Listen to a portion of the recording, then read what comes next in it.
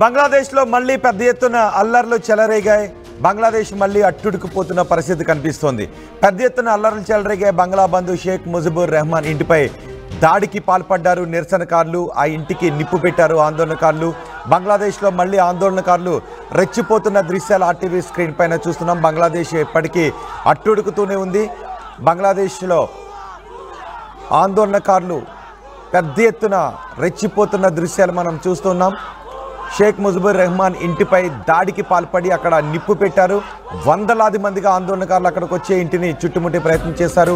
మహమ్మద్ యూనస్ ప్రభుత్వానికి వ్యతిరేకంగా చేసిన వ్యాఖ్యలపై నిరసన వ్యక్తం చేస్తూ ఇంటికి నిప్పు పెట్టిన దృశ్యాలు కూడా మనం చూస్తున్నాం. బంగ్లాదేశ్ ఏ విధంగా అట్టుడికిపోయిందో మనం గతంలో చూసాం. పెద్ద ఎత్తున హింస చెలరేగింది. అక్కడ హిందువులపై కూడా దాడులు జరిగాయి. పెద్ద ఎత్తున బంగ్లాదేశ్ నుంచి భారత్కి వలస వచ్చేశారు.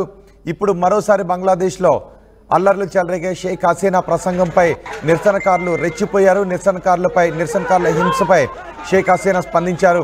భవనాలు కాలిస్తే చరిత్ర కాలిపోదు అని షేక్ హసీనా అంటున్నారు. పదవి కోల్పోయిన తర్వాత షేక్ హసీనా భారత్లో ఆశ్రయాన్ని పొందుతున్నారు. భారత్ సాయంతోనే బంగ్లాకు విముక్తి సాధించింది. బంగ్లాదేశ్ విముక్తిని సాధించడానికి భారతే సహాయం చేసింది.